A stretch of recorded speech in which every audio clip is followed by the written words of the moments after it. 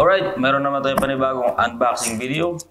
At ito ay nagmula sa Nike Move to Zero. Okay, now excited na akong buksan itong sapatos na to. Dahil ang sapatos na ito ay napakaganda.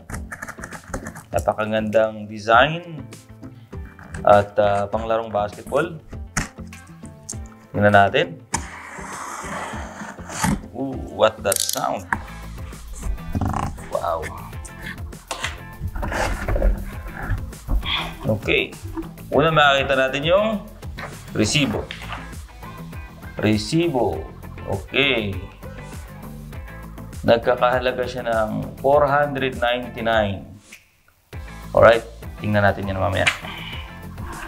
So, this is it. Ito. Yes. Jumpman siya, no? Nakita nyo. Yung signature logo ng Jordan. Buksan natin. Tingnan muna natin kung anong model itong dumating sa atin, no? Nakalagay dito, Jordan Stay Loyal 2. 9.5 ang kanyang size. Color niya is black. Ayan. Kita natin talagang legit. Mayroon tayong resibo. Galing na Nike. Okay din. Buksan na natin. Ano ba to? Jumpman na to. Ooh. Black. Jumpman. Tingnan natin. Ooh. Oh. Pure black. Pure black siya. Wow. May signature dito ng flight. May number 23 rito.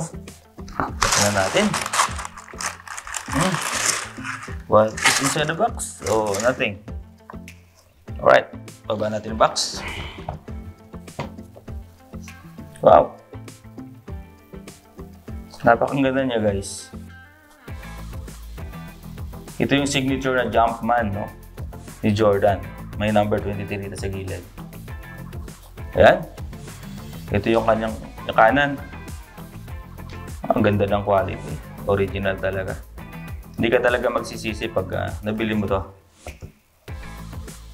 Eh?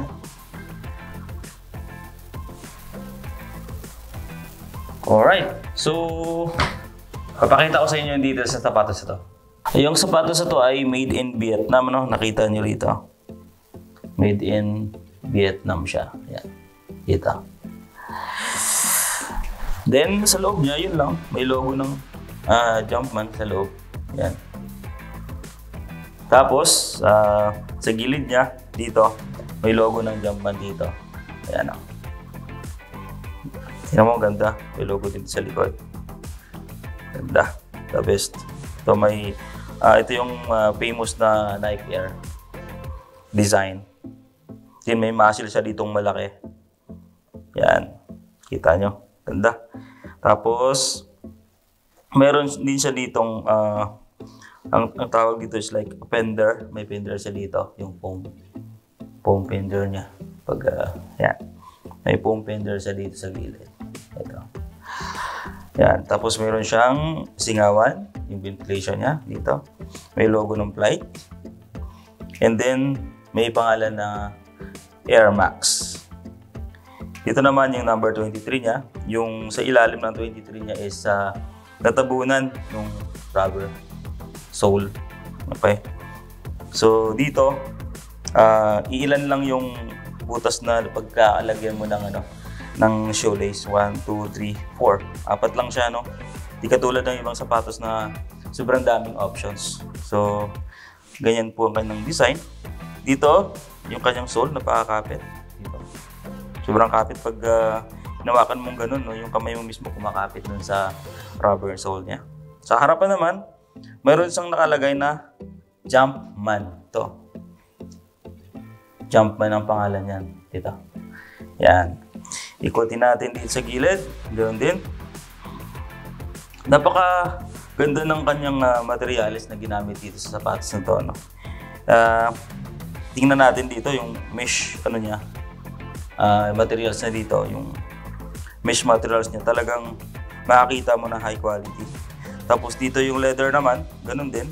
High quality leather din siya, hindi synthetic. And dito naman sa gilid na to, meron siyang ventilation.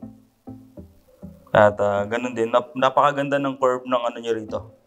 Ng hulma ng sapatos dito. No? Napakaganda ng curve niya. Talagang akma-akma dun sa paa mo na hindi ka mapipilayan or hindi ka madudulas. Yan, ito yung logo ng Jumpman sa gilid. Meron din siyang ano dito, fender rubber. May fender din siya dito sa gilid. Yan. Tapos ito rin, meron tagusan yung ano, yung Air Max ano niya, signature sa gilid. Ayan hanggang likod. So yung ano naman niya, yung kanyang sole, no, nakita natin. Dito may mga malalim siya. Ito. Ang lalim niya, hindi siya halos pantay-pantay, hindi katulad ng mga ibang sapatos. Ito malalim siya. Oh.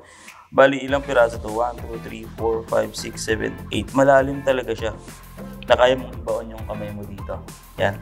Dito may parang plastic na matigas dito sa gitna. Ito. Yan. Tapos ito yung logo ng Jumpman. Gano'n natin. Yan. Ganyan siya. So, ganito ang kanyang design. Tapos wala siyang pinagdugtungan dito.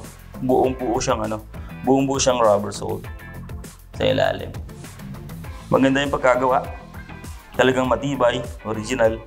At talagang maaasahan mo kasi galing talaga ng Nike. Original talaga siya. Yan. Okay, pure black. Hindi naman natin masasabing Black Mamba dahil kay Jordan ito. Hindi to kay Kobe. Ayan, ganyan siya. Tapos papakita ko sa inyo yung kaliwa.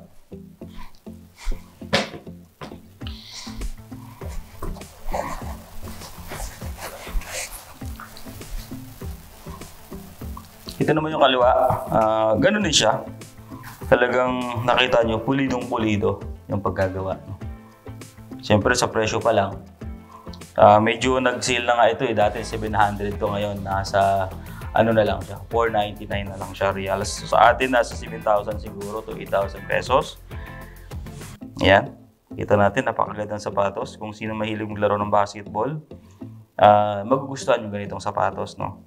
Nakikita natin, ano siya, hindi siya masyadong mababa. Ang tawag dito ay mid-cut, middle cut. So, maganda to sa yung mga taong gustong kapit na kapit sa kanilang ankle yung yung sapatos kasi minsan nadudulas sila, natitipalok sila. Ito ano lang siya, katamtaman lang siya na hindi naman siya ganoon na matipalok yung player. So, ito maganda siya. Ito naman sa kabila, may pangalan sa loob, sa ilalim, yung pinaka tapakan niya, Jumpman. Yun lang. Okay, saan pala mabibili yung sapatos na to? So, nabili ko to gamit yung application ng Nike, nike.com.me. So, mayroon silang application sa Android and sa Apple Play Store. So, doon natin siya mabibili. So, online naman, madali lang hanapin. Type yun lang yung nike.com.sa or .us kung saang country kayo. Makikita nyo rin siya. Madali lang siyang hanapin actually. So, kailangan member ka kasi para magkaroon ka ng discount. And then, kung member ka, free delivery din. Tapos, napakaganda pag member ka kasi meron silang exclusive sale at mga exclusive products para lang dun sa mga members. So, ayan guys. Hanggang sa susunod. Maraming salamat. See you. Bye-bye.